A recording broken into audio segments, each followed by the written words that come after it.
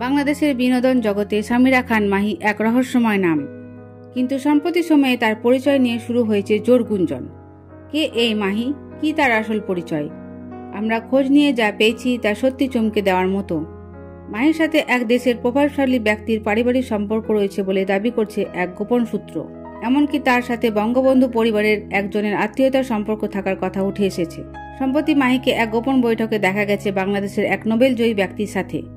সেই বৈঠকে কি আলোচনা হয়েছে তা এখনো স্পষ্ট নয়, তবে ধারণা করা হচ্ছে মাহির কেরিয়ার এবং রাজনৈতিক সংযোগ নিয়ে গুরুত্বপূর্ণ কিছু আলোচনা হয়েছে সেখানে।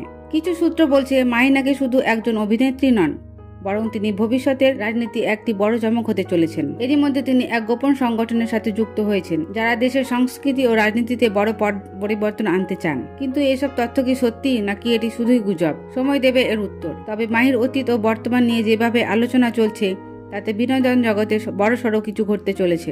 আপনি কি মনে করেন মাহি কি সত্যি এত বড় কোনো পরিবারের সদস্য, নাকি এটি শুধু মিডিয়ার বানানো গল্প?